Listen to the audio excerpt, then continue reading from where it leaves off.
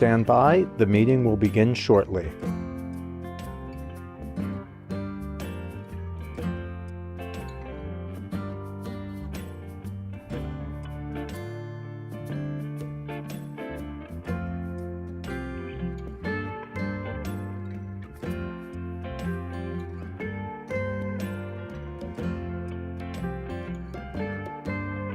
You have successfully joined the webcast. Please stand by, the meeting will begin shortly.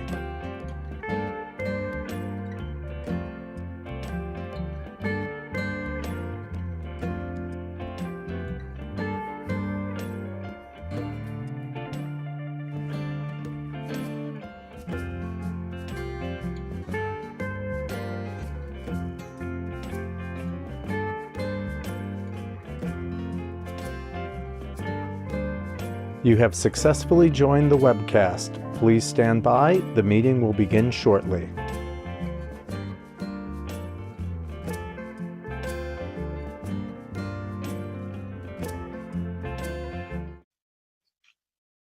Good morning, everyone. I'm Christine Nicholas, the chair of the New York State Tourism Advisory Council, and I'd like to call the meeting in person and, of course, welcome our friends on Zoom to order. It is now 11:06 a.m. We'll start by taking attendance for those calling in first. I'll call the names from the RSVP list that I have here. So on the call, we are expecting Tom Mulroy. Okay, Catherine Nichols. Good morning. Good morning. Barbara Lee Diamondstein Spielvogel. Elena Petroselli. Thurman Thomas. And Anthony Davidovitz. I thought he was away. Okay, all right, they may call in a little later, but then we also have some members on the Zoom. Dan Fuller. Good morning. Morning. Assemblyman, welcome. Why, thank you, Christine. It's lovely to be with you even on a camera. I heard you love the camera. There are some people who claim the camera loves me. It's not a mutually loving relationship. That's all I'll say. Well, we're happy to have you. There's someone from the senator's office. Is there anybody else? It's hard. We don't have the name, so please introduce yourself. Alexis. Hi, my name is Mandy Heller. I'm here from Senator Serrano's office. Welcome. Good morning, Alexis Sinclair from United Airlines.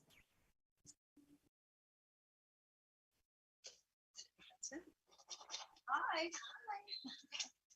All right, so now we'll introduce our tech team. Ross. Yes. Hi, I'm Ross Levine. I'm the executive director of the New York State Division of Tourism and a vice president here at Empire State Development. Rich Gagliano, SVP Marketing at ESD. Tom Martinelli, Content Studio, New York by Rail.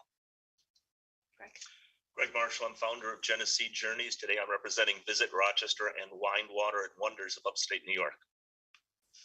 Good morning, I'm Nan Marchand, your guest today, and I'm with the U.S. Travel Association. And I'm Georgian Tim with the New York City Marriott Hotels. And I'm Eleanor Tatum of TAC. I'm David Filipiak. I'm the Director of Tourism Partnerships at Photographica New York. Ellery Knobloch, Ontario County and the Finger Lakes. Shanique Costin, Vice President of Experiential Marketing with I Love New York. Sarah Emmert, Director of Tourism Policy Initiatives at I Love New York. And Rowena Sahuli, former I Love New York. Team member, yeah. Team member, yeah. Very excited. We have room for you at the table. Oh, of course. okay. Come on, join us. So to our friends and members who are on the Zoom, no offense. Oh, hi, Tom. Tom Mulroy's joined us. We're just going to put you on mute, but if you do want to speak, you can raise your hand or unmute, and we'll recognize that. So all the members have been emailed a copy of the minutes, and they're also available on the EST website. If there are any changes to the minutes, please do so. Make yourself known. Any changes proposed? Okay, then I need a motion to approve the minutes. So moved. Eleanor Tatum, and I need a second. I'll do my first second. All right, David, thank you. All right. All in favor? Aye. Any opposed? Okay, the motion carries. Minutes are approved. So as I said before, very, very happy to be back in person from Midtown Manhattan. And since our last TAC meeting, I attended 2 industry events. The first being NYC and Company's annual meeting held at the Javits Center on March 30th. Did I miss a page? Oh my goodness, I did. There you go. I feel like, who was the one that missed the pages? That I was guess- us. Oh, okay, sorry. Start. Okay. A lot of pressure being back in I person. know, right? know. A lot of I know. practice. Well, all right, I'm all good. You're good. We'll make it through. We will make it through. So just as we were talking about this earlier, our last in-person meeting was in February of 2020, right before the shutdown. And those of you who might not remember, it was here in our offices at ESD. We had Deborah Hughes from the Susan B. Anthony House discuss the organization's plans for the 200th anniversary of the Susan B. Anthony's birth. Unfortunately, we all remember what happened next. There's no doubt that the last 2 years have been a transformative and difficult time for the industry. But as we move forward in recovery, it's encouraging to be back together in person and talking about what the state is doing to welcome travelers back and help revitalize the tourism industry. For my report today, I want to briefly highlight some recent industry activities and tourism-related announcements and budget updates. So first, I want to start with a very special announcement to welcome a new TAC member to our meeting, George and Tim. George is the Market Director of Diplomatic and Community Relations for the New York City Marriott Hotels and a key emissary of the general managers of all New York City Marriott hotels. George's specialized responsibilities range from cultivating relationships with dignitaries, celebrities, and other VIP guests to working with local and national government agencies to assist the hotels in their operations within the community. George is also the immediate past chair of the board of the New York State Hospitality and Tourism Association, the oldest lodging association in the country. For the past 20 years, he served as the adjunct professor of hotel operations at New York University's Tisch Center for Hospitality and Tourism Management, as well as a special advisor to several governments in Africa and the Caribbean. Governor Hochul appointed George on April 27th to succeed Ali Sirota, and we thank Ali for all of her service to TAC. So George, we welcome you to TAC. Well, thank you so much. And as you know, Christine, I've been participating in your meetings, even though I wasn't officially a board member. So I look forward to working with all of you and share some great ideas. So thank you. Welcome, George. Thank you.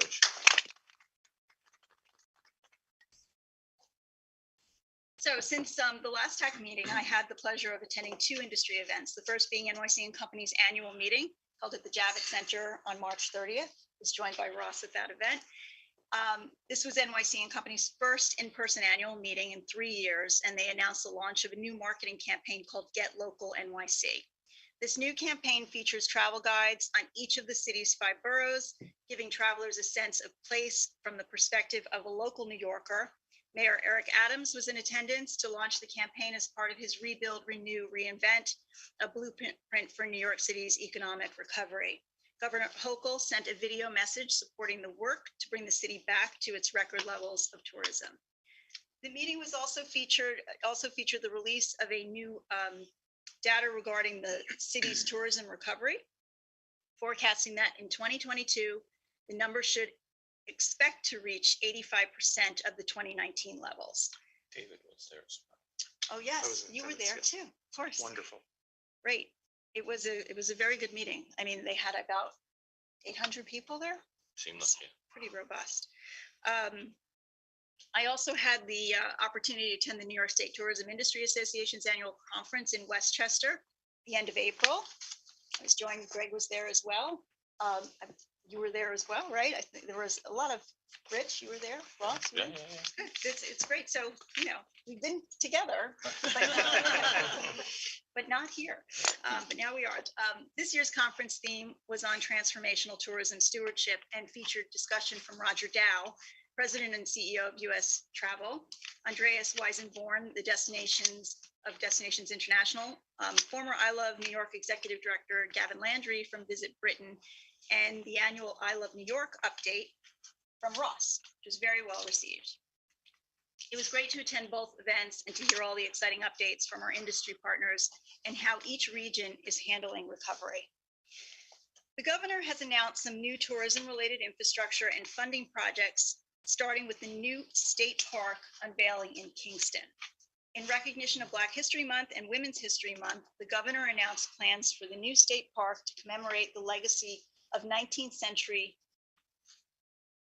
See, look at this. If I missed this page, it was going to be in recognition of 19th century beverages. You know, it is double-sided. 19th century. I'm going to read that over so that for the record, you're going to have to do a little bit of editing here. So it's not 19th century beverages. Here we go. Okay. We're getting there. In recognition of Black History Month and Women's History Month, the governor announced plans for the new state park to commemorate the legacy of the 19th century African-American abolitionist and suffragist Sojourner Truth. The park opened on April 23rd, and sits on more than 500 acres of former industrial property along the Hudson River shoreline. This is the first state park in the city of Kingston and the first new state park to open since July of 2019. Included in this year's budget is an additional $3.5 million to design additional park improvements, including commissioning artwork. In April, the governor also unveiled the new rooftop farm at the Javits Center. Located more than 8 stories above street level, the new 1-acre working farm was completed last year as part of a 1.2 million square foot state-of-the-art expansion of the Javits Center on Manhattan's west side. Each year, the farm is expected to generate up to 40,000 pounds of produce, which is being incorporated into the millions of meals served to the guests during the events at the convention center. This new feature also joined the state's Grown and Certified program, which identifies local producers who adhere to higher standards of food safety and environmental stewardship. Since we last met in March, the new state budget was passed by the legislature. Ross will give an update later on in his report on how I Love New York has specifically been represented there. But I'd like to go over a few other tourism-related budget items outside the Division of Tourism. The newly enacted 2022 to 23 budget increased funding for the state parks by $140 million to a total of $250 million. This will be invested into enhance and improving New York State parks. The substantial level of funding will aid the ongoing transformation of New York's flagship parks and support critical infrastructure projects throughout the park system. The budget also included passage of policy allowing restaurants to sell alcoholic beverages to go for off-premises consumption. To-go drinks were a critical revenue stream for New York bars and restaurants during the pandemic, helping many small businesses across the state pay their rent or mortgages. This measure will continue supporting the continued recovery of bars and restaurants. The new policy addresses the concerns of small businesses operating liquor stores by requiring food orders, sealed containers, and no bottle sales. The budget includes $105 million in new capital funding for the Olympic Regional Development Authority, including $92.5 million for a strategic upgrade and modernization plan to support improvements to the Olympic facilities and ski resorts, with a focus of preparation for the Lake Placid 2023 Winter World University Games. Additional investments in these North Country assets, wait a second. Yeah, will continue to make the state more competitive for winter recreation and travel, attracting large sports events and ultimately driving year-round business and economic sustainability for the area. The budget includes $600 million in capital funding to support construction of a new $1.4 billion stadium under the joint public-private agreement to ensure that the Buffalo Bills remain in New York State for the next 30 years. The budget includes an extension and enhancement of the New York City musical and theatrical production tax credit to further support this sector in the wake of the impact of the pandemic on these performances. Additionally, the budget includes 140 million in historic funding for the New York State Council on the Arts, which includes recovery funds, capital projects, support, and grants. That's 90 million in grant opportunities available to our artists and cultural organizations across the state that are now available, with more information about applying for funding on NYSHKA's website. And that concludes my reports. Are there any questions? Check the, I don't know, Catherine, do you want to go into the grants at all, or do you want to add anything to that? The 90 Hi, million in grant opportunities? I'm sorry, I just unmuted you and I missed what your last point, sorry. Just with all of the additional grant opportunities. For NYSHKA. Yeah, for NYSHKA, yes. I mean, we're extremely grateful and extend thanks to Senator Serrano and Assemblyman O'Donnell for their leadership and support. Base budget remains at 40 million, and we're very grateful for the extension of the recovery budget as well as the generous capital budget for fiscal 2023. Terrific, great. No other questions. I will hand it over to Ross for your update for I Love New York. Thank you. Well, great to be back with everybody in person. As much fun as it was being in boxes with all of you on screens, it's great to be here. And I want to thank my colleague Sarah Emmer, who made this meeting possible, at least logistically, ably filling in for Kelly Garofalo Wilkins, we all know and love, and I think everyone knows is on maternity leave, having had a boy. Yeah. So now it's a match set. Oh, gosh. Right? Ross. I'm sorry. And so, yeah, so we're excited for her, and we're thankful for Sarah for pitching in the meantime. So thank you. So yes, as Christine alluded to, the budget beyond what you saw, which was the non-Empire State Development Division of Tourism budget items, as far as tourism specifically, basically the Division of Tourism and ESD are back to where we were in terms of our funding levels, back to pre-COVID levels. So that's pretty great. That breaks down to about 47.5 million for all of ESD's marketing work, which includes, of course, I Love New York. 3.5 million for matching funds, the money that goes to our tourism promotion agencies for the work they're doing on the local and regional levels. And then 15 million for the Market New York competitive program, which you've heard about in years past. 7 million for marketing working capital projects, 8 million for capital projects. That's that competitive program that I'll be talking about a little later in my report. One thing to note is, in addition to that state funding, as you've heard at previous meetings, we also, you'll remember, received $44.9 million from the federal government through the Economic Development Administration and the Travel, Tourism, and Outdoor Recreation State Grant. And that is money that we're able to spend over the next 3 years. That is over and above the state funding that we get. And with that, that will give us, again, over 3 years, $20.5 million for I Love New York programmatic work, $8 million to go to some sister state agencies, specifically state parks and the State Department of Environmental Conservation, to help support our outdoor recreation work, and then 14.25 million, which we will be competitively subgranting to DMOs across the state and CVBs. I'll be talking more about that later in my report. Though we were very happy that the ESD board approved the guidelines for that competitive grant program, so that allows that to move ahead.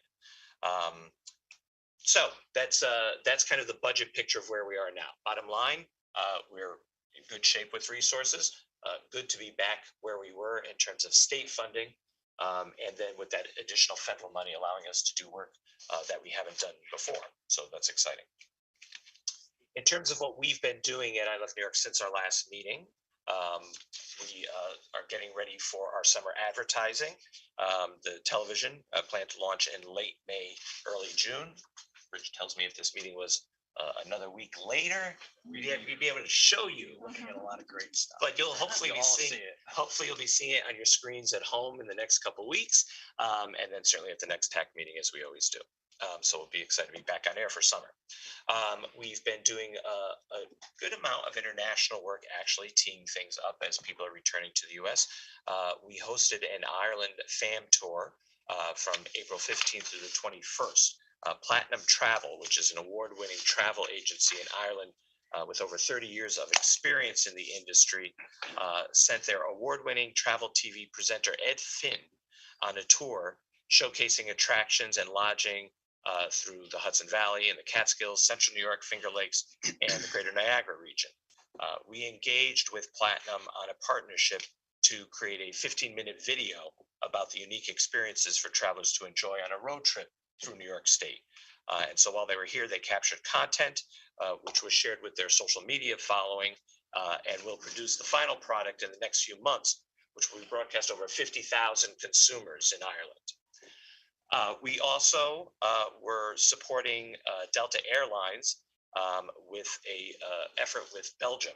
Visit USA Belgium, Delta Airlines Belgium, and the U.S. Commercial Services held a travel to the U.S. relaunch event for the industry at the residence of the U.S. Ambassador to Belgium.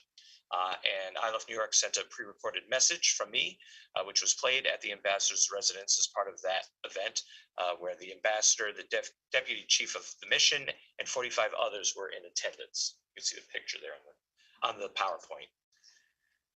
Speaking of airlines, we have been getting ready for Play Airlines, which is providing new service from Iceland to Stewart Airport in the Hudson Valley. That's not only from Iceland, though, that's actually has connections from other European destinations. So they're going to be commencing that daily service on June 8th.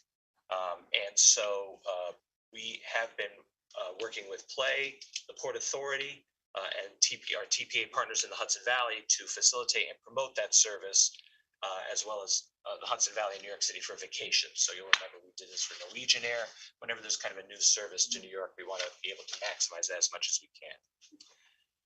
And then also in the international realm, IPW, many of you know, is upon us, at least in another few weeks.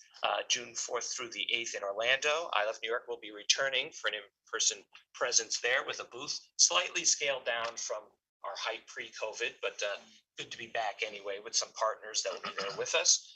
Markley Wilson, our Director of International Tourism, will be heading up to the booth so we can do those meetings with tour operators. I'll be joining him for the second day of those meetings.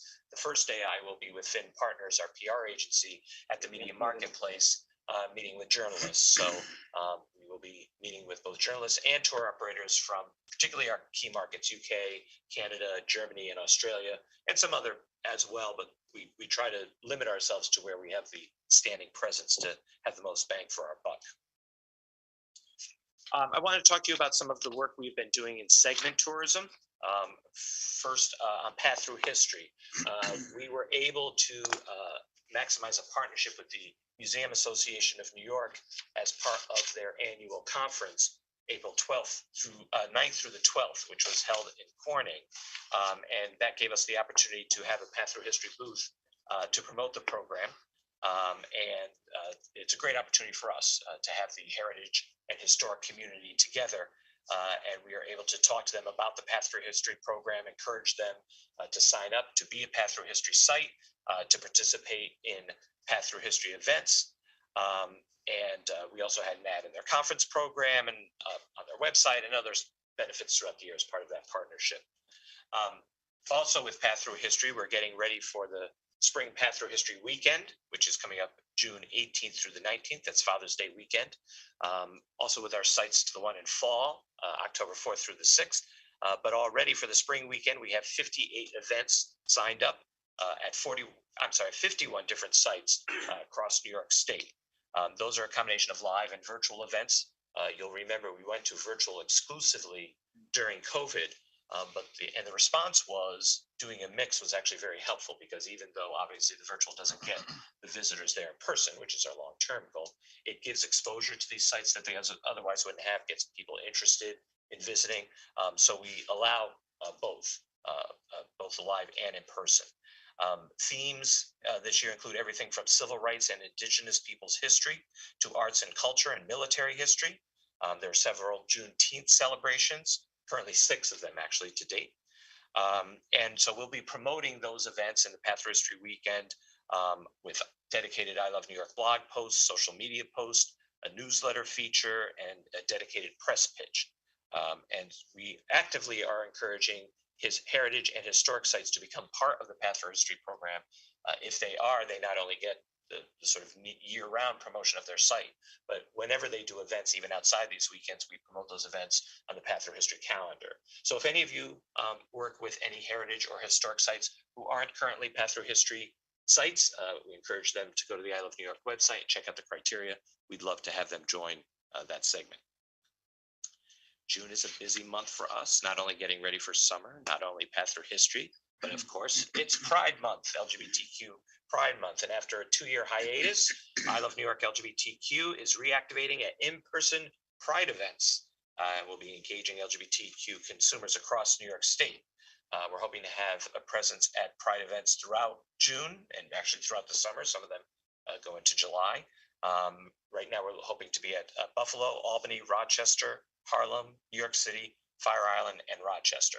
And we stay flexible for other opportunities that come up, but so far that's the core. We've worked with our experiential team, Shanique and her team, who you'll be hearing from momentarily, to reimagine the experience at these Pride events. And this year, our activation is including an aura photography reading, where people will have their energy, their aura read. I just had mine done last week. You did? Honest to God. Good. It's very insightful. We're trending. That's good. That's my secret. And the way it's working is once people do the reading, based on their reading, we're going to be recommending specific travel recommendations to match their personality. That's pretty cool. As you know, at these events, as you know, at these events, it's about being fun and I won't say gimmicky, but at least getting people's attention with new and novel so that people are talking. So we're excited for it. In addition to our activation at the events, we're backing that up to make sure the I Love New York LGBTQ webpage, our landing page is all up to date. We have new blogs. We're featuring social media promotions during Pride Month. We recently published an updated I Love New York LGBTQ printed travel guide. And other promotional materials to incorporate new travel destinations and attractions and update to reflect changes and evolutions in the LGBTQ community. For example, we just last year became I Love New York LGBTQ instead of I Love New York LGBT. So yes, it'll be a busy month with all that. It's a busy month for the entire I Love New York and ESD marketing team. That includes our experiential team as they begin their summer tour. And we're thrilled to have my colleague Shanique Costin here, who heads up our experiential marketing team, to give folks a sneak preview of that. Yeah, it is a busy month indeed. We will be launching our I Love New York mobile tour. For the new members who are joining us, the mobile tour has been in existence for about 5 or 6 years now. It used to be affectionately known as the Pod Tour. And that was more a kind of homage to the vehicle itself. We are completely reimagining the experience that will kick off actually in the month of June. And it is now moving to a 30 by 30 footprint that will really allow for space and engagement and activity in a really safe way. We are only launching with one vehicle. Some of you may remember our pod tour used to have 2 vehicles, just kind of giving us going back into the space. We're actually seeing our large scale events, which we participate in, third-party events, are still coming back online, kind of given what's happening with the pandemic. So a lot of our stops aren't necessarily back in full force, but the ones that are, we certainly want to have a presence at. And so we'll be launching with one tour. There'll be about 16 stops on this main part of the tour. 11 are in state, 5 are out of state. Out of state are usually in our drive time markets or drivable markets, which include New Jersey, Connecticut, and Canada is our international market. In addition, the footprint is fully connective. And for folks in the event space, you will fully understand this. prior to in our old pod experience, we collect leads. We still collect leads as part of one of our major metrics here. And those leads actually go over to our email database, which helps our digital team continue the conversations with potential travelers. And so each of our interactions used to have kind of an email sign up. And so if you were in our old footprint, we probably used to have about 3 to 4 interactions. And so you'd have to put your email in each time. It's a little bit of a pain point for us. And so I certainly made it a mission to see if we could figure out what that looks like. And happy to announce we have figured it out with what we're calling single sign-on. Essentially, you submit your email once into this experience through a digital registration, and that digital registration creates a unique QR code that will follow you throughout the entire footprint. So instead of needing to put your email in, you'll literally just scan your QR code from your mobile device, and that will allow you to unlock each of the interactions. We can go on to the next one. These two are just some renders for you guys. You can see much larger scale for us again, for interaction zones that I'll go into in a second. You can go to the next one. Just a kind of aerial kind of version of it. More colorful, bringing in a lot of our photography and imagery points. And in terms of our interaction zones, there'll be 4 main interaction zones this year, including our I Love New York, or in addition to our I Love New York sculpture and our literature displays. One will be what we're calling, actually the name has changed since I submitted these slides. It's called Virtual New York State. It's an augmented reality experience, which, can you go back one slide to that circular table in the middle? Essentially will have be cut into 11 slices, each representing a region with 3 sculptures. Each of those sculptures you'll be able to scan with the QR code and they'll come to life, giving you more about the region and those particular sculptures, but each region will also have a regional video, because we know that the regions are more than just 3 sculptures, so to speak, 3 attractions. In addition, there is our 360 GIF platform, which the young lady in the yellow skirt is standing on. Essentially, you can either take a GIF video with the I Love New York backdrop or 11 virtual backdrops. One will be representing each region. On the sides of the 360 GIF are our kiosk experience. They will house our insider tips as well as our map app. Our insider tips are what we're calling this year our ability to give consumers kind of a double click down and let them understand, or give them kind of, if you travel or want to travel, right, here are the tips and tricks that the locals know, right, that will make your experience more enhanced one. So stuff like kind of what's the best time to see the sunset over Niagara, and if you go to this specific attraction, i.e. one of the water parks after 3 o'clock, you can actually use that same pass to get in free the next day. So it's giving them little tips and tricks about, again, enhancing their travel experience as they're thinking about planning their next vacation. All of that then culminates in our prizing wheel, which is off to the left. Essentially, if you do the AR experience or the insider's tips, if you engage with at least 4 of those regions, it will unlock our prizing wheel. You'll get some free swag from I Love New York. Essentially, we've gated it in a way that allows folks, we want to encourage folks to go deep in the understanding of what New York State has to offer. So yeah, I'll stop there. I just wanted to make a quick point. As Ross mentioned before, more to follow on the overall holistic I Love New York campaign. But since this is the first element that we're able to go into some detail on, I just wanted to give an extra shout out to Shanique and the entire I Love New York team for pulling this together. Not only is the mobile tour always a huge effort to put together, but imagine it building it from scratch in a world where we're not necessarily post-COVID, maybe less COVID, during COVID, but there's still a lot of uncertainty in terms of scheduling and dealing with the people to run it and building of all these activities. So I just wanted to point out a little extra shout out to the team for pulling this together. We wish we can share the entire campaign and all the elements together, but more to follow on the overall holistic campaign. But this is a huge piece of it. And I was pleased to get a call from Pierre Luc about them coming through the area and so they're touching base with local TPAs to make sure that they understand the region well. And so I was glad to get that call. We're look forward to hosting them. Awesome, awesome. Yeah, we actually have what I call our rock star crew from 2019 returning, which is a huge deal. They were, I credit them so much with the how well and successful the 2019 tour was.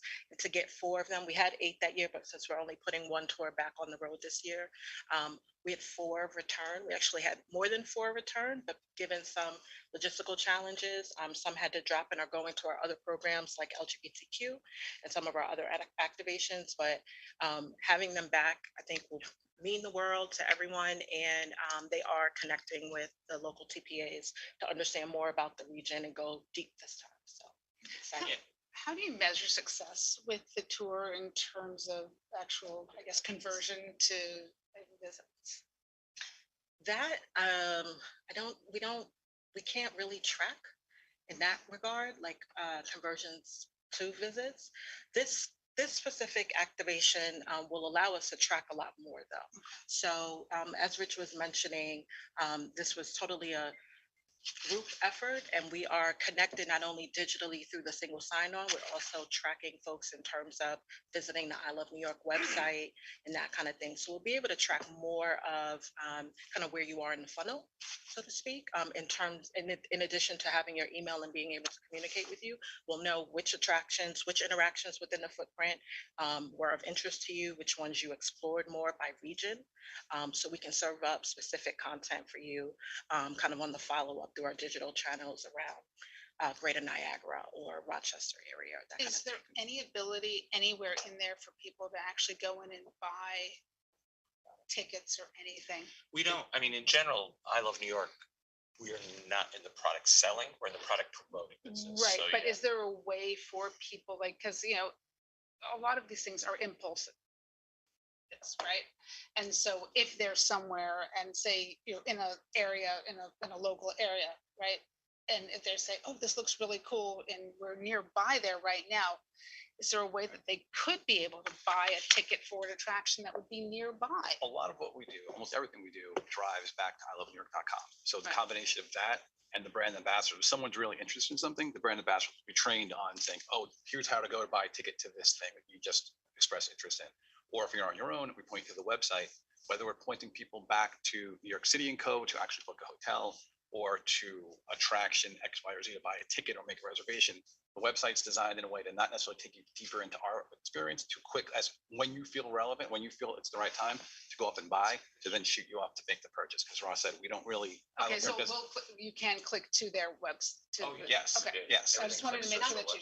Not 100%, specifically right. in the footprint because of security measures and wanting to take folks off of ilovenewyork.com. That's just a security feature for us. Someone is in let's say you're surfing on one of our kiosks and someone pulls something Right, up well, not within the inappropriately. kiosk, Yeah. but But overall, since we point you to .com Right, will that's- take you. That's the to ultimate finish the purpose of experience. ilovenewyork.com, is to give as much deep information as we can possibly have, but to allow people to make their own journey when they want. If they're ready to purchase, we don't want to keep you on our site. We don't measure success in time on site. We want people to spend as much time as possible, if that's what they want. But if they want to quickly see a quick blurb of something and go buy a ticket to Legoland or a ticket to wherever, get them there. But the point is not to design a website to keep you deep in it, but allow you to kind of exit and enter at the most relevant point to make those purchases. And in addition to tracking, we survey people who come through to understand their overall satisfaction with it. We capture leads that we put into our overall lead database. This is also, like I said before, part of the overall arching I Love New York campaign, which we track with the Constantly Market Brand Tracker. That's the report that comes out once a year that shows the overall consideration levels of those who are aware of our campaign. And our campaign is not just the TV spots. It's the mobile tour, the TV, the digital, the events, the appearances, anything under the umbrella of I Love New York fits under that umbrella of the I Love New York campaign, which is measured holistically by that tracker. are you asking the partners that you have links to report back to the periods during time to find out what the response is from the websites, what kind of traffic they're Yeah, getting? we're in constant feedback with the TPAs, with the regions, with the attractions. Some of the feedback from them is anecdotal. Some of it is, I'm sure if we're if we're driven a lot of traffic to a specific attraction, you can hear about it. Yeah, we've heard that on specific campaigns. It's an interesting idea to think about, making sure that our partners are aware, even beyond the TPAs, to let attractions know, hey, we're out there talking about you. If you hear anything, let us know. It's an interesting idea. Well, even if their websites, I'm sorry, even from their websites, getting that information, because it is, on Google Analytics, they can find Right. out where they're getting Where they're their coming traffic from. Yep, absolutely. This is really wonderful and interactive. I'm curious, Ross, do you ever see a version of this in the future to travel trade shows? This colorful interactivity? Yeah, I mean, we've done that, for example, back when there was a New York Times travel show. That was the only consumer show we've done, and we've done this and more, actually, at those kinds of things. Now with the EDA money, we're actually looking at that again, and going, again, I mean, in terms of going to consumer shows. Are there ones that are particular to the new areas we're going into, like outdoor recreation? So yeah, I mean, we're constantly looking for opportunities. Even B2B though, I was consumer, of course, but even B2B, like the travel agents from Ireland, I could see totally get lost in that and have a good time drilling down. That's a good idea, because so far our trade or B2B trade stuff has been much more, a pretty backdrop type thing and functional for the meetings we're having there. But that's actually an interesting concept. Yeah, we should look at that. Great. Thank you, Shani. Good job. In addition to experiential, we are also advertising in the segments that we already talked about. Our PR work continues, of course. Our next media night is coming up June 1st from 6 to 9 at the Museum of Natural History. Tech members will be getting an invitation soon. We'd love to see you there if you'd like to come. This one is essentially a welcome back event to show the world what New York State has to offer and what the press and travel journalists may have missed over the past couple of years. We will have a couple of experience areas, some interactive areas there for travel journalists to participate in. One for family fun, one for outdoor recreation, one for the Gilded Age and our history attractions in that area, and one for the Harriet Tubman Bicentennial. So like I said, stay tuned for your invitation to that. We'd love to see you there.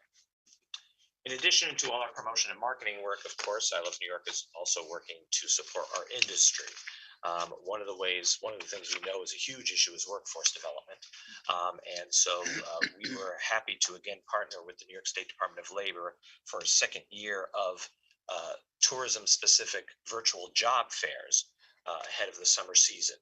So far, DOL and I Love New York has hosted 2 virtual job fairs, one specifically for downstate, so that was New York City, Long Island, parts of the Hudson Valley. That was on April 19th, and another one for the rest of the state on May 3rd. The April downstate job fair had 37 registered businesses attended with jobs that they were offering, over 1,400 available jobs, no surprise, I guess, and 500 total job seekers. So that's a pretty good participation. The May upstate event had 42 registered businesses, over 3,000 regional available jobs, and over 500 job seekers as well. And the feedback so far overall is that businesses really appreciate the exposure and the ability for the state to host these virtual job fairs, and that potential job seekers have good opportunities to connect one-on-one with businesses that they may not have considered applying to in the past. So it seems to be accomplishing the goal of at least doing some matchmaking there. And so we're looking to continue this work with DOL and hopefully begin expanding to have tourism-specific participation during future in-person job fairs. This is so far for the last 2 years been virtual, not a surprise, but they used to be in person. And now that we have this new relationship with DOL, we hope that we'll be able to follow into IRL, right, in real life, as these move in that direction. I also was able to attend the opening day of Legoland, one of our crown jewel attractions, and promote Official opening day. their official opening day, right? Last year they kind of had a soft opening day, but this was their official first season open in New York State. And so I was there on April 8th and was able to help highlight some of the new things that they have coming up this year. They have a new water playground. They have some pretty cool holiday celebrations like a 4th of July fireworks and a brick or treat Get it? Brick or Treat Halloween celebration and a Christmas Bricktacular, and 4th of July fireworks I mentioned. They also have a new 4D movie experience for those holiday events. So a lot of cool things happening at Legoland. It was fun to be there. I also finally got to try the apple fries, which if you haven't heard, are strips of Granny Smith apple dipped in, I can't remember if it's waffle or pancake batter, deep fried with whipped cream and a caramel dipping sauce. Are they good? They're as good as And they cinnamon sugar. sound. Where is it located? And it is in Goshen, New York, in the Hudson Valley, for those who don't Right remember. off Route 17. It An is hour from here. the largest, about an hour from New York City, the largest Legoland in the world, and Is the it fun? first one in Northeast New York. It is fun. I did Bigger the than what age? Orlando or Southern Cal? kids. I'd say Little. it's generally designed for like under 12, Yeah. Under 12. and Are New adults. York, are New and York adults City who feel like they're 12-year-olds too 12. old for it? No, I don't think so. Not if they like Legos. Do they have their technology? Are they doing technology with Lego like they do in Southern Cal? Or they will get They there do where they're have- doing the interactive and the robotic Legos? It's not robotic. They But- do have a Lego lab where you Yeah, go and you yeah, build okay. things. And you get to It'll come. have your faster. cars go down ramps and time them, and yeah, it's a whole The thing. whole thing. And one of the coolest things for all ages is they have what's called Miniland, which is the United States in miniature. It's Lego models, and particularly they pay very close attention to New York. They literally have downtown Goshen in Lego. Then you move to all 5 boroughs in depth, and then you start moving on into the rest of the United States. It's very cool. And then the last thing I just want to talk about, because it's so important to our industry support, is our funding opportunities, some of which I've alluded to, but just go into a little bit of detail and add to some I haven't mentioned. You'll remember at past meetings, we talked about the governor's announcement of the Bring Back Jobs, Bring Back Tourism program, which was announced in November. A big part of that was the Tourism Return to Work and Meet in New York grant programs. And on March 30th, the governor officially announced the launch of the applications for the $1 million Tourism Return to Work program and the $25 million Meet in New York grant programs. So now they both have applications fully operational online for tourism businesses, convention centers, licensed overnight facilities that qualify for the programs. So that's all available on the ESD website. Lots of information on the application process. The deadline to submit applications for the Meet in New York are December 31st of this year, and qualified businesses can apply for return to work grants between now and June of 2022. That's the application deadline. But for Meet in New York, you'll remember that is about encouraging and incentivizing events to return to New York. The events can occur after that. That's not the deadline for the events to occur. But if you know of any hotels, convention centers, any event venues that you think would want to have any discounts that they are providing on their meeting space underwritten by the state of New York, please send them to I Love New York, the ESD website, to find out about Meet in New York. Or if you know of any tourism business that is rehiring workers and expanding their numbers, it has to be a net add of workers. They should check on the Return to Work grant program, because that will give them $5,000 for each new employee they hire full-time, $2,500 for each part-time employee they hire. Obviously, lots of restrictions, and I should say restrictions, lots of guidelines and requirements. So by all means, check out the details on the websites. But the more you can help us spread the word, the better. Meet New York, which you've heard about many years, has its round 12 this year. And applications were officially launched just on May 2nd. That is, again, a $15 million program available, $7 million for marketing, $8 million for capital projects. The idea is this is for both for-profit and nonprofit businesses to either improve themselves in terms of capital projects, improvements to their facilities, or marketing programs, special events that they may bring. And so this is a matching funds program. 50% match is required for marketing projects with a $25,000 minimum request. So anybody who has a project of $25,000 or more can apply, and the state will match what they put in 1-to-1, basically 50%. And 80% match is required for capital projects with a $150,000 minimum request. So the deadline for both of these is July 29th of 2022. All applications must be in strictly by 5 p.m. on that date. And then awards are expected to be announced in late fall. So again, any help spreading the word for someone you think that would benefit from this program. And then I alluded to the EDA competitive subawards. Those guidelines were approved by the ESD board on April 21st. And so what this is allowing us to do is take a good chunk, 14 million, of that money that we've received from the federal government and give it to our local partners so that they can do on the local level, amplify what we're doing on the state level. The EDA projects we are focusing on are outdoor recreation, international tourism, and then the MICE meetings, conferences, exhibitions work, as well as amateur sports and group travel. So basically, anything that falls into those broad categories is eligible for the DMOs across New York State to apply for. It is limited to DMOs and CVBs, and they can request for 250,000 or more. Again, just like our grant, it can be spent over the 3-year period. It doesn't have to be in a 1-year period. We'll be accepting applications for the program probably towards the end of June, but the guidelines are there now. So what we're encouraging partners to do is go look at the guidelines, start thinking about your project. You know what you're going to be judged on, you know what's the criteria, and then you could actually put in your application toward the end of June. And we hope that we'll be able to make those awards towards probably late summer, early fall. And then they can, like I said, those grants last through fall of 2025. So that concludes my report.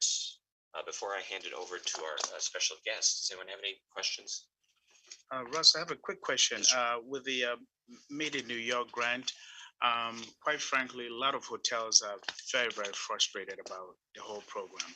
So, you know, I know that the Marriotts were trying to help some of these clients come into New York City, and it was so complicated. So my recommendation would be, if you don't mind, maybe you can get together with VJ and then do a webinar and just get all the hotels together and then maybe walk them through the process, because we've tried several times and we said, you know what, we don't want to get involved with this. So that'd be very helpful. All right, great. you know VJ, right? Yeah, sure, Yeah. absolutely. Yep. Mhm. Yep. Great. Thank you. Thanks. No problem. For the DMO and CVB grants, do you have a list of all the New York DMOs and CVBs that are we assured they all are made aware of this? They will be, yes, yes. I mean, first and foremost, it's our TPA partners, one per county. And then there's the additional CVBs and DMOs in addition to that. So that's a couple more. But yeah, we're pretty we're on contact with them fairly regularly, but yeah, we're making sure. We're also going to our trade organization partners, NSTIA, NISHDA.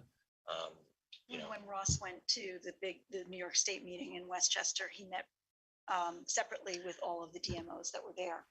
And we had a very good turnout and went over the program almost like line by line so that they can understand it. So about 2 more weeks left before the deadline? No. For that one, actually, the application will just be coming out at the end of June. Oh, okay. And so they'll have, I can't remember if it's 30 or 60 days, but yeah. But that's why we are encouraging everybody to go there now, because the window to apply is pretty narrow, but that's because we want to get this money out as soon as possible. The longer the window, the longer until you can get the money. And so we're keeping that window short, but that's why the guidelines are out now. So people can go out, everything's there except the application, including what's going to be on the application. So it's good to go now and plan your projects now. Somebody had a question that they put in the chat just about the EDA competitive subawards, if they're only available to DMOs, and what about TPAs? But Yes, TPAs, yes. The TPAs that are DMOs, they are. DMO is defined in the guidelines, Destination Marketing Organization. That would include all of our TPAs, and then some that aren't TPAs, like there's some, it's all very complicated. I think you all know that under state law, every county designates a TPA, a tourism promotion agency, for the purposes of matching funds. So each county has one. There are some areas of New York State, both county and regional, that have other destination marketing organizations in addition to those TPAs, and either of those are eligible, if that makes sense. And Russ, to find the guidelines, are they under that ESD, the same link as the others? Just Correct. look for that tab. I believe so, yes. We can send that around. I also meant to mention, by the way, going back to the experiential, because Christine was asking this. In past years, we have let the TAC know where we would be on a given weekend, particularly here in New York, in case you're out and about. So we'll do that again and make sure Our you're first aware. event is actually the 116th Cultural Festival. So we will be here to kick off the experience in New York City. And then I'll make sure Sarah gets the list. What percentage of your TPAs are not DMOs? None. Not All they- the all the of them are TPAs are DMOs, but we have a number of DMOs that aren't They're not TPAs. Okay. I can't think of the Venn diagram of the circle and how it works, but yes. If then. When I do these tourism orientations at conferences once in a while, this is what I get to do. We get a lot of questions Yeah. about that. Because it's unique in the state. Yeah. No other state does it. Correct. Great. Well, thank you, Nan. That was Nan Marchand, who you heard introduce herself early on from US Travel. And Nan reached out to me a few weeks ago because she was going to be in the area and said we should get together. And I noticed it happened to be TAC meeting week. And I said, boy, what a great opportunity, A, for Nan to meet the TAC and more importantly, to hear from her. And she was gracious enough to change her schedule a little bit and come in a little earlier to be with us today. She is US Travel Association Senior Director of National Councils, which means she. Actually, that's. No, No. not anymore. Well, then I'll let you say your title. I will just say I work with Dan very closely. With the through- National Right, through the National Council of State Tourism Directors, which is a sort of a loosely affiliated coalition of folks like me, the heads of the various state tourism offices all across the US. And it's exciting to be a part of a group like that where you are both competitors and colleagues. And tourism is one of those wonderful fields where a rising tide really does lift all boats. If you get somebody from Germany to come to the US and love it, they're likely to come see you too, even if it's not on their current trip. And it allows us to share best practices with each other, trends with each other, ask questions from each other, get data from each other. But I also come in contact with Nan through IPW and ESTO and all kinds of other things. US Travel is such an important resource to us at I Love New York. And we're thrilled to have Nan with us today. Well, thank you very much, Ross. And so my official title at US Travel, and we are a trade association, so we wear many hats. So yes, I do work with the NCSCD, but my official capacities, I'm the Senior Vice President of Membership and Industry Relations, and also the General Manager of ESTOS. Everything that's member facing, that's why our councils, our committees, and our member engagement communities, I probably touch all of them. And the state, the NCSCD, as we call them, is truly unique in that they are DMOs, but on a state level, their needs are really, really specific and different than, Valerie, what you may be doing in your DMO. So it is a unique group, and I do enjoy working with them. I know that you hear from US Travel rather frequently, so I'm not going to rehash and talk about who we are, what we do, but just really want to focus on a few things, and that's some new elements that we're doing, some policy and work that we're focusing on. Focus around primarily international meetings and business events, making sure that that is healthy in this country. And also one of our newer long-term initiatives, the future of travel mobility. But also first and foremost, to thank the state of New York, because this state has always very engaged with us. And also, when we ask for something, you guys deliver in spades. And your activations are always really cool. For example, Global Meetings Industry Day on April 7th is one day where we, the Meetings Means Business Coalition, started that to recognize the importance of meetings and business events throughout the world. New York was the first to light up buildings, whether it was Javits or the Empire State Building. You had great participation. GMIT this year, we had over 30 countries participate and over 40 million impressions. We touched over 8.5 million people in that one day. So really spotlighting the importance of meetings and business events, not only globally, but specifically in the US. And we love using those New York pictures on our websites and to promote GMID. So thank you very much for all of that. Also, earlier this month, we had National Travel and Tourism Week, which again, New York's Rep. Brian Higgins was one of the elected officials that published a proclamation during National Travel and Tourism Week. And again, destinations always participate. Niagara Falls turns red for that time. So we enjoy that a lot. And thank you very much for your participation. One of the things that Ross touched on is international, and that is an area of laser focus for us from a policy standpoint. We're working to ease travel restrictions. It's one of the first things that we have to do, including removing the pre-departure testing requirement. You touched on IPW, and I'm happy to say that we have over 4,500 delegates this year, and 1,600 buyers and media are going to be there. All the key markets that you touched on will be present, and we really feel that this is a great accomplishment this year because we don't have the traditional large delegations like China or Japan. So to be at 90% of pre-pandemic levels of buyers and media is really an accomplishment. And we will have a small group from Japan, obviously not China, some from Australia. So that's going to be really, we said last year when we kicked off in Vegas, we were welcoming the world back, but it's really happening this year in Orlando in a few weeks. And just while you're on that, what about Russia? I don't think we have anybody from Russia coming this year. So yeah. We do not have anyone. I can check, but I'm going to probably say we have no one from Russia coming this year. I don't know if you recall, but we were able to get $250 million approved through federal funding for Brand USA. That is a big win. You know, they're funded by ESTA. There have been no ESTA fees coming into this country. So that's going to allow them to work through their next fiscal cycle, which starts in the fall of this year through next year. And hopefully we increase, the ESTA fees are also increased from $10 to $17 also. And that's part of where this funding will come from. We just did a survey again on international with Morning Consult in 6 international markets. And more than half of the international travelers surveyed said that they would cancel a trip to the United States due to US pre-departure testing requirements.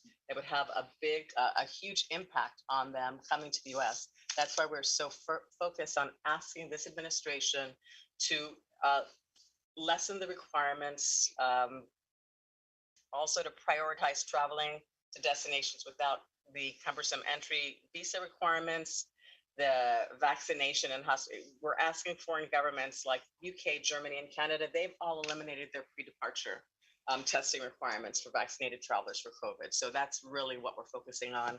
A few weeks ago, we sent an industry-wide letter with more than 260 organizations from throughout the United States to Dr. Jha, which is the new White House COVID-19 response coordinator, urging an immediate end to the pre-departure testing requirements. So that's really what we're focused on international. It's getting rid of those pre-departure requirements for vaccinated visitors to come into the United States, and also to ease the backlog of visa applications. Right now, it's 30 to 90 days to get a visa in some countries to come to the US, and getting that backlog cleared up is critical because we're now May. If you want to come from Brazil and you need a visa, you're not going to get here till next spring, just because of the backlog that we have in State Department. So our policy team is in touch with state daily. And I'll pause right there if you have any questions about international. Yeah, so just so we're clear, so as of now with the pre-departure issues, they need to be vaccinated, but then they also need to have a test Yes, to to come 48 into the hours United or so States. before. 24 hours. 24 hours? Okay, so we're advocating to get rid of the test, but not the vaccination. For vaccinated travelers, to get rid of that pre-departure test to come into the United States. And non-vaccinated travelers, are they not allowed in? They are allowed in, but then they would have to take that test. Okay, so just for the vaccinated, you want them to Yes. basically have a clearance. I see. Okay, so only test those unvaccinated. Correct. Correct. Do you know what other countries currently still require pre-testing for vaccinations? UK, Germany, Canada, Mexico do not anymore. We don't know who does. I'm just wondering if we're the sole. I could try to find out. If we're the sole country that's still holding on to pre-testing, which would make it. Canada actually released theirs just a few weeks ago. So. They were more strict. Yeah, and they're stricter than us. It would be interesting to see what Australia is doing. I'll try to find out, and I'll let you know, Ross, and then you can share with your group, because Australia has been one of the most restrictive, and if they've eased even they, so that is something that we really feel this administration has to be vocal about, and also to let people know that we're open for business and to visit. I have another question to follow up on Christine about IPW. You weren't sure if you don't think any Russian tour operators are coming to IPW. Is that because they have not elected to come, or are they not allowed to? I think there's a big difference for USTA to say you are, as an industry, we're not allowing you to visit. US Travel has not issued any sanctions or weaponized travel at all because of Ukraine. We have not taken a stand one way or another on that. I'm actually going to text my colleague Malcolm and find out if we have any Russian tour operators. I don't think we do, but I will find out for sure before the end of this. I'm sure he'll get back. But it wouldn't be because we are saying no to any Russian tour operators. Interesting. So that means you would say yes if somebody did want to come. Yeah, we don't believe in weaponized travel. Yeah, but if I'm not mistaken, I think no flights are being allowed into US not from Russia. So that's not a US travel sanction. That would be a sanction.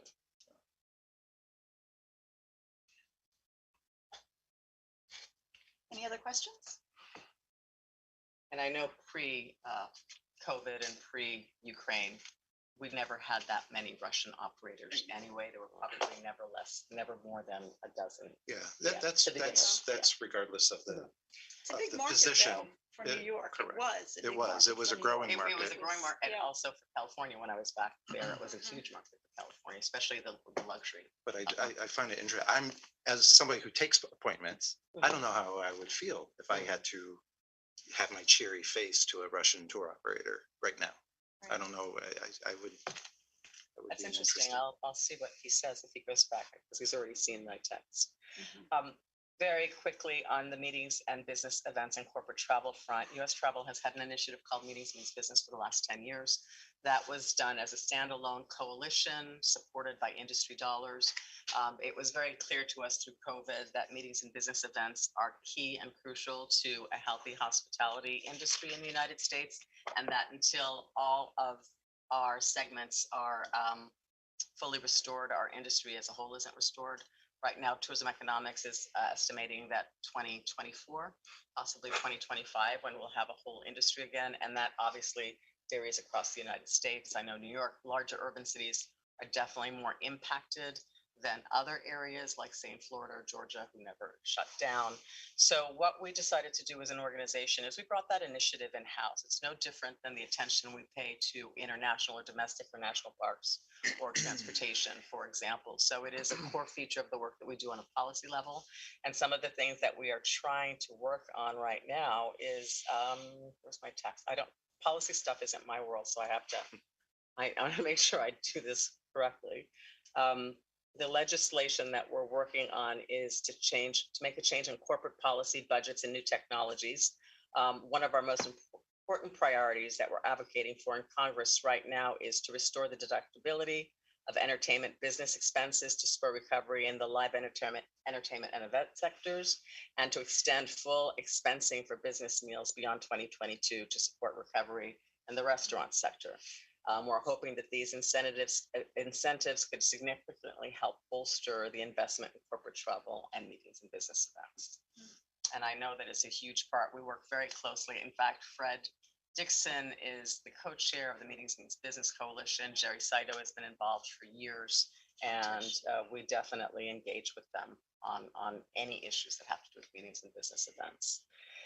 And so those are the immediate things that we're focusing on among a lot of others, but you may not have heard about the future of travel mobility, which is our long-term 10-year, 15, 25-year initiative where it's really rooted. This initiative is rooted in the intersection of travel, transportation, and technology.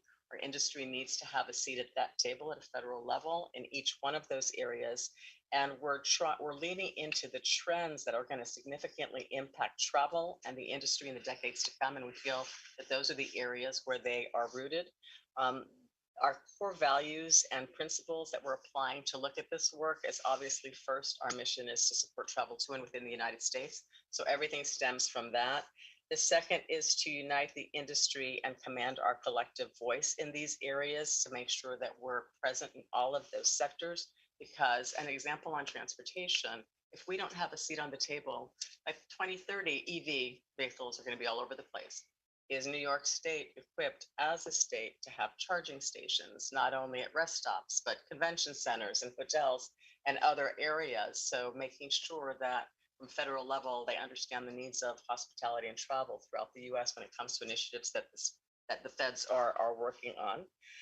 That also speaks to leaning into having greater diversity and equity across our industry.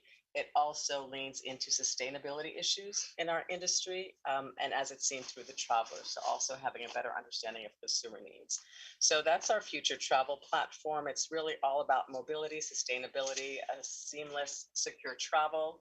Workforce is a big part of that. In fact, we are grappling with what workforce means from a US travel perspective. What can we impact? What can we do? Is it a policy play? Is it a PSA to consumers so that they understand the value of being part of this industry, of what good jobs that are available in the industry? We're doing a survey right now, a study with Gallup, to try to get an understanding, to really get our heads wrapped around what it is that we think, some data that we can use and activate on that data to see where it makes sense for us, or to partner with other industry associations and partners to see how we can tackle this. Because I got to tell you, the last 6 weeks I've been traveling, it is the number one issue that we hear from entities large and small. So there'll be more information as we roll these things out. We share that with all of our members. We ask that our members also push that out to all of their constituents as well. And the last thing I'm going to bring up is, you all know, our leader and my boss, Roger Dow, is leaving at the end of July. And I, for one, I think I'm just going to do a pool and see if anybody wants to know who's going to replace. So we're hoping to have a replacement announced in mid-July. We used to say July 1, but by the end of July, we're hoping to have a replacement announced. He's going to be missed. So, yes, he will be missed. He has been an incredible leader for this industry and really brought this industry to the table in Washington, D.C. And we were thrilled to have him come to our state tourism conference that NISTIA hosted. And he was great as always. The organization has named, I believe it is a paid internship in his name for students to have a placement in the tourism industry here in New York. And he was excited by that honor. We were thrilled to be able to give it to him. Right. Thank you very much. If there are no other questions. I do have one more. Yes, sure. Well, actually, to be honest with you, Mike, it was on your behalf. I can't see your name. I'm sorry. But relative to the meetings and conferences in the corporate, I participated in your travel, not yours, but the Travel Advocacy Day in Washington, D.C. Yeah, I'm was that? Greg Marshall. It was a month or so ago, right? Yeah, the one in April. The feedback we got from the legislators and the staff we talked to was they were surprised that travel and tourism was having challenges. And I'm just wondering if your organization and collectively New York State is thinking about any type of consumer or legislative communication that really says travel and tourism isn't back. You know, I think really what we're hearing is full planes, full attractions, waiting lists. And the fact of the matter is there's a lot of traffic, but the money's not back. And there doesn't seem to be a communication. I'm not being critical. I just wondered if anybody's talking about that, because it's significant. It's going to really affect the hotels at some point on a cash flow. From an elected official standpoint in Washington, D.C. at a federal level, we're up there telling them that it's not all back and that it's uneven. Yeah. The recovery is uneven, and that's what we need to drive home. Were you, who were the elected officials that you saw on Senator our legislative staff for one of them? Okay. But that was the staff, yeah. I don't recall all. Yeah. Well, you know. Well, we can go. Well, one thing I can do is I can go back to Nicole Porter, our PAC person, and say, who did the New York delegation meet with?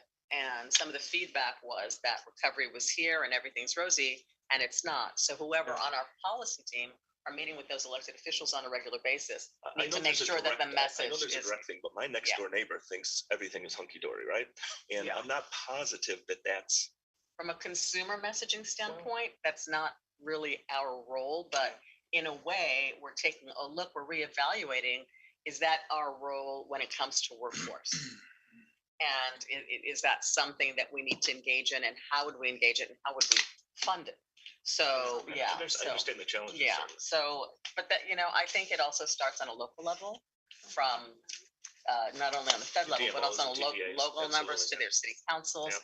going up to the state level, because I think the message is everybody's seeing the complaints about the full planes and all of that that's happening and the prices because of revenge travel. But the reality is it's not an even recovery. Right. I have a question in regards to that. Is that also because there are less planes and less flights happening? And also, when it comes to the hotels, I mean, a lot of hotels also closed. I mean, how many less beds do we have? Well, I'll defer to George on that, but it's also a staffing issue. So I know It's in mainly some workforce. cities, But also. hotels are open, but not the entire properties are. Right. Right, also, but also a lot of smaller hotels did close. And have not reopened, yeah. Well, and maybe will never reopen. But there were a lot of openings too. It was- Okay. I'd have to go back and check, but last I checked, the availability is not much down, except for workforce. Correct. The issue is that It's really overall, the number of beds available is down, but that is not because of closures. Okay. It's because of Workforce availability. Workforce, yeah. And quite frankly, we've been paying a lot of overtime for the staff to work double shifts and whatnot. I think since the pandemic, the Merit Marquis, this weekend is the first time they're getting about 1,200 folks from Spain. And in fact, they've been postponing maybe 3 times already, So it's the international business is not really there. Yes. Yeah. And Nan, can I ask you one last question? I know you're working on the pre-departure testing. How about the visa waiving countries? Are you still pursuing? Yes, we're still Because last time I pursuing checked, you were about maybe 39 countries now. 39 country. Israel was the last country to be added. Oh, really? And didn't know that. I think, let me double check that, but yes, I think it's as important or more important right now to fix the Absolutely. backlog Mhm. and then look at what are the other visa, because there's a whole plethora of requirements to be considered based on a lot of different Sure. immigration status and issues. So yeah, definitely it's a Okay. focus, but we want to get that backlog fixed so that those that have the visas right now can at least travel. Someone asked a question about airlines. That's a lot going on with airlines. There's availability of aircraft. Workforce is an issue for them as well. Availability of pilots is an issue. Cost of fuel is going to be an increasing issue. Reallocation of flights based on the cost of fuel and workforce. So a lot going on. We work closely with A4A and try to assist where we have. And another thing, you may remember, the airlines were at our table and then were not at our table. Since COVID, they are back at our table. So we have the 3 legacy carriers who are actually involved with us at a fairly significant level and are part of our corporate CEO roundtable. But I seem to think that the hotels are in better shape when it comes to airlines because we don't have to go through those FAA certifications, So for the airlines with their staff, they need to go through FAA certifications. Each segment of industry has their challenges based on everything that's going on.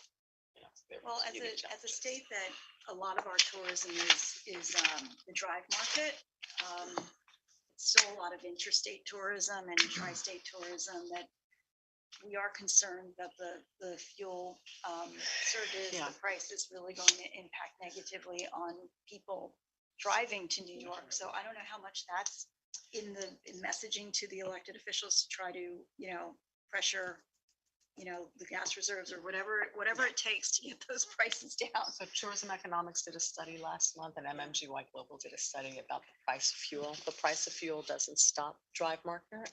They just reallocate their spend or they spend lower days.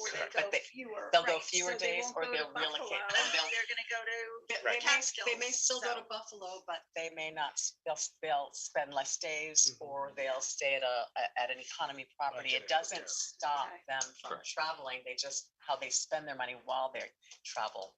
It also changes. It also sort of changes where people might go as their destination, but it all sort of just is a domino effect. Yeah, there's a trickle in down. the way a trickle down is the best way to think of it, right? The New York Times actually just did an article on this that talked about the people who would be getting on a plane to go overseas are saying, oh well, maybe we should stay local, right?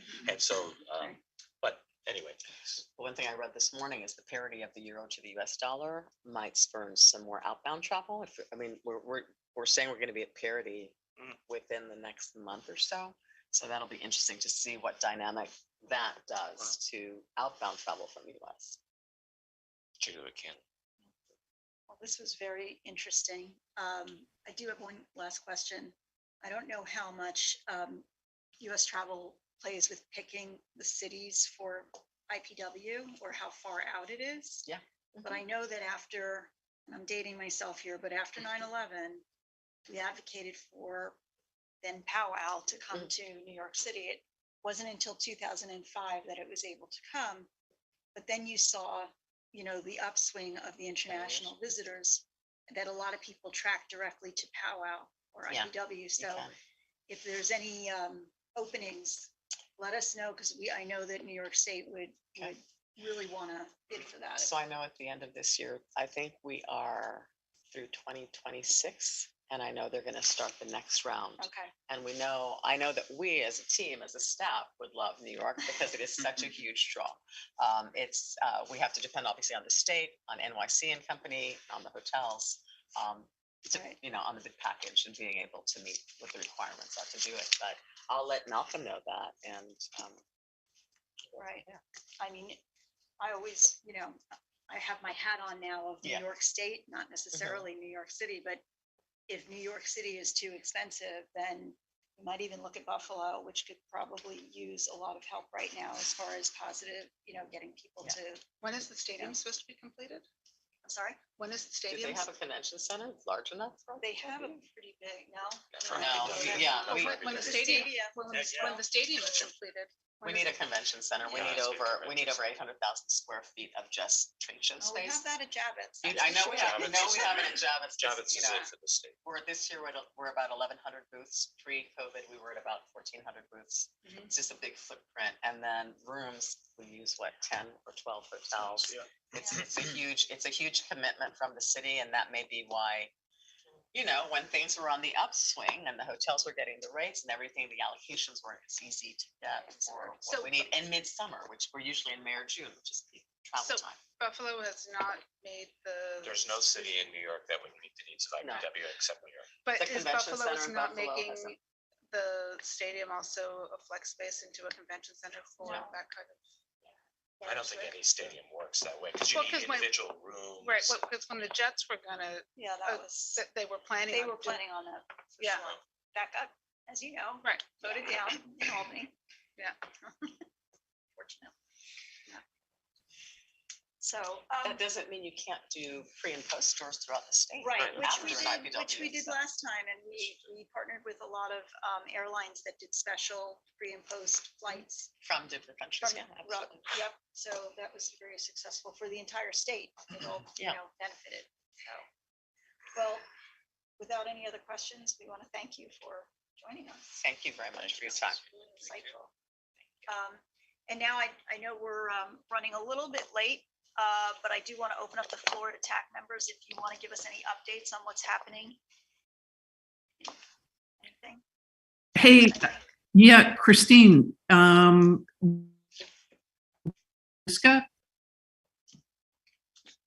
Can you hear me?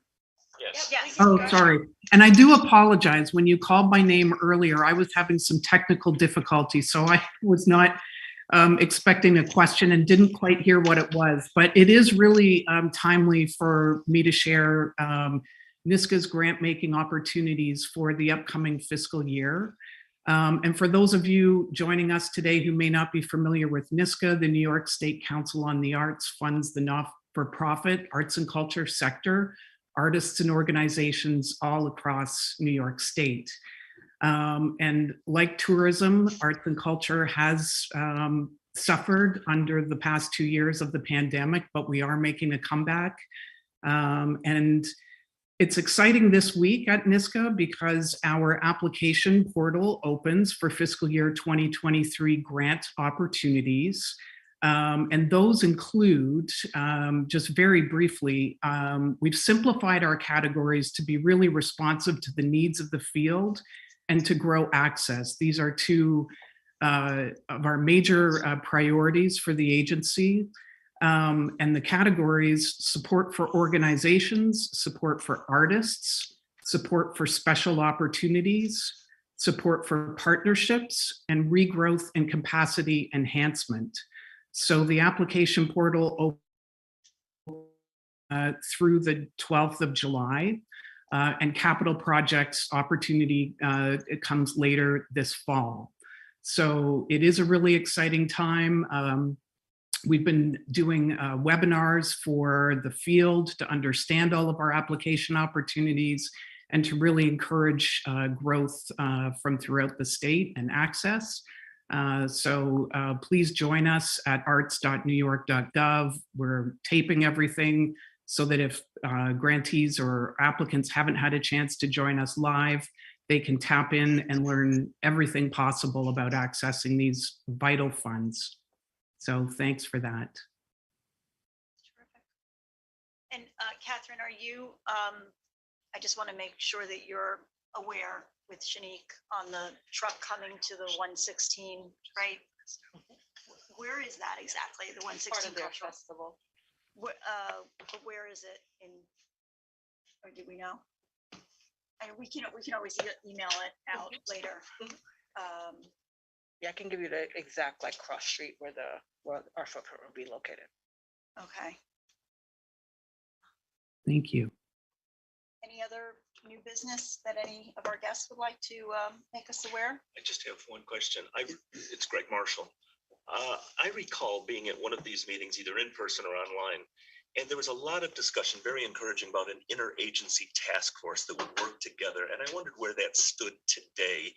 And I say that because I was a speaker at the National Scenic Byways Conference, and there was a lot of transportation issues, et cetera. It is meeting quarterly. They are meeting. Oh, It good. it is made up of all the state agencies that touch on tourism. It's a couple dozen. Sarah Yeah. oversees it.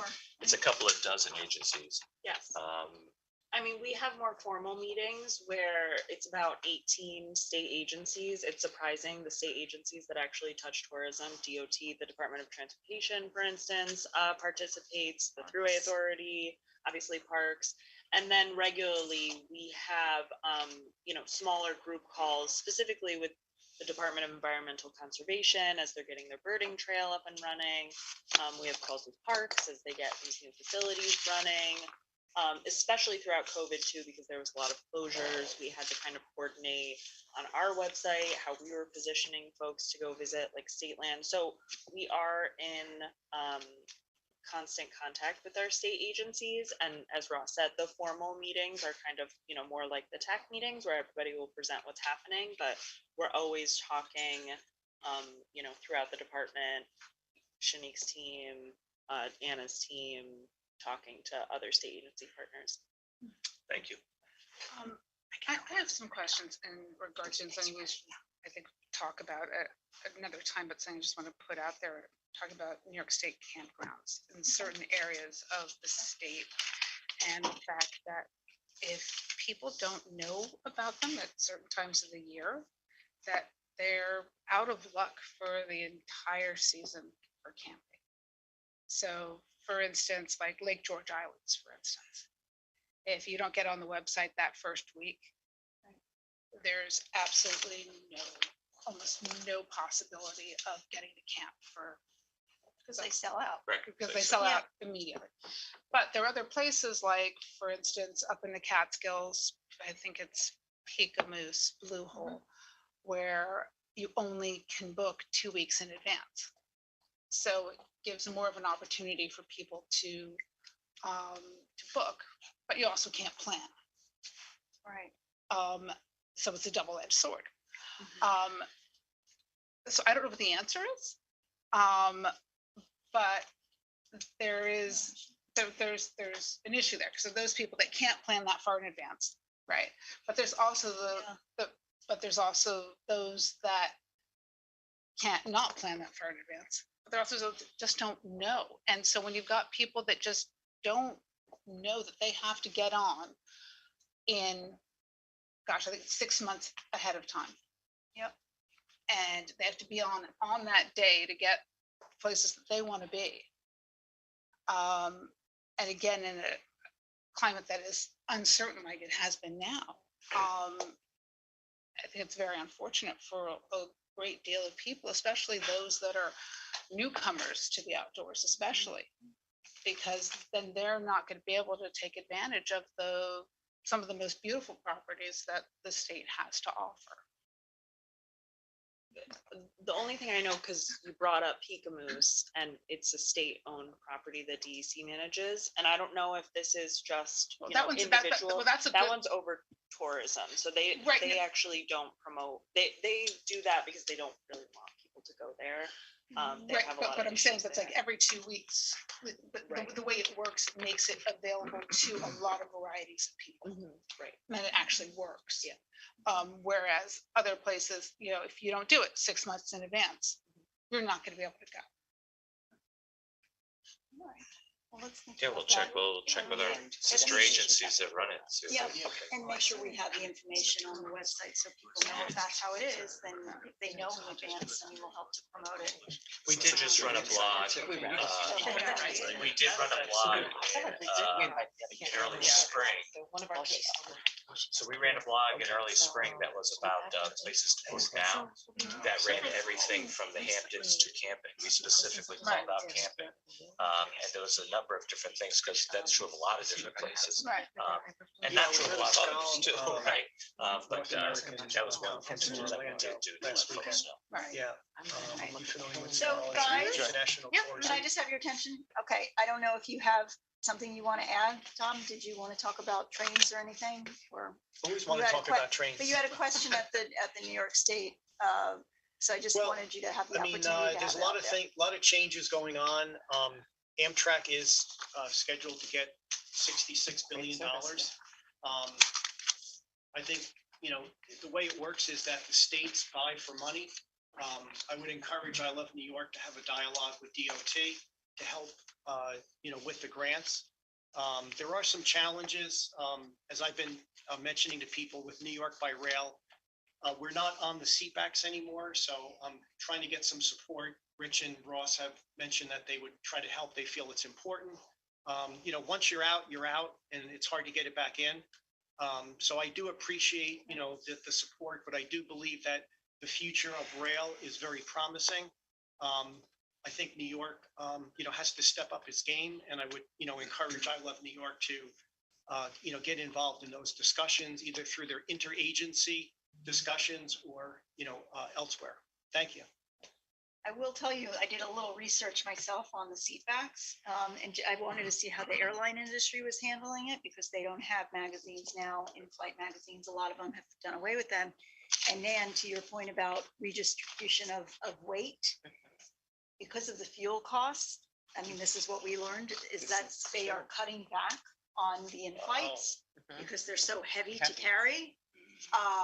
So it's, I don't think that's the same issue with train travel, but I just thought it was an interesting thing that I learned A lot to of share things with you. changing, yeah. Yeah. So it seems like digital is what the airlines are pushing. I don't know. Alexis is on the line. I don't know if you want to share anything with JetBlue, if JetBlue is planning on going back to in-flight at all, in-flight magazines.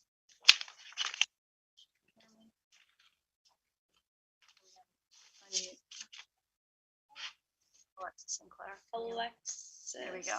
We're Hi, I'm here. You guys cut out for a second. Now we've unmuted you. Go ahead.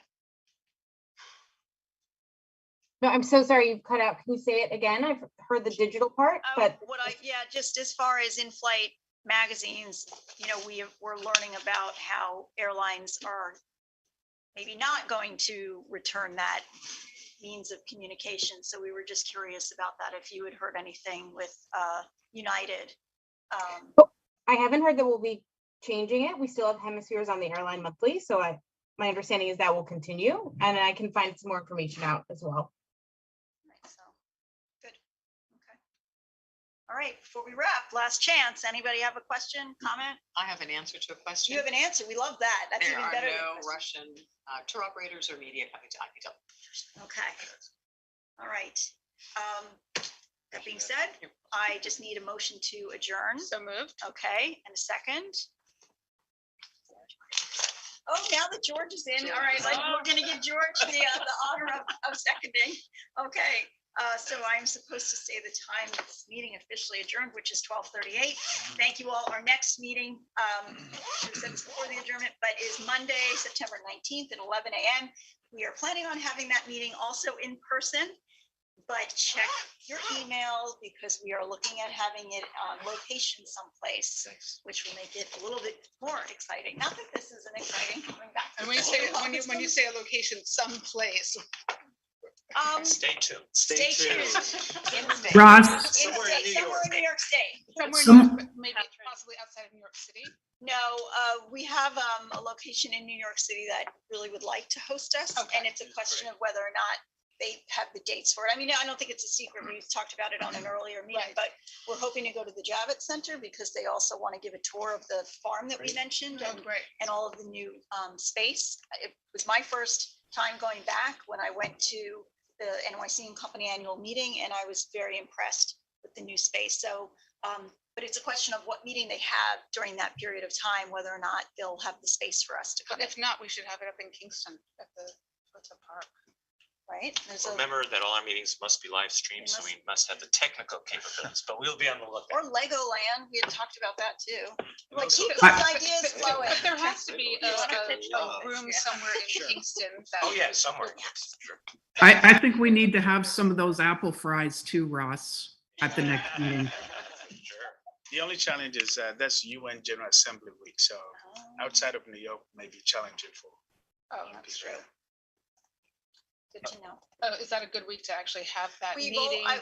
we've run into this before, and I think the fact that it's on a Monday, I think is why it makes it a little bit easier. I know that in the past, we've struggled with that, but by having it on the Monday, it seems to work out okay. And being on the west side that week is probably also a very good thing. It could be better than than being here. Than being right here, because This being way. right here that week is Forget it. very difficult, Right. because everything's closed down over on the side of the. Well, isn't that a great problem to have again? I kind of missed that problem, you know? But, so thanks, everybody, and Thank you, Christine. enjoy your summer, and please keep New York State on your itineraries. We hope to see you out there. Congratulations. Thank you so much. Thank you for coming back.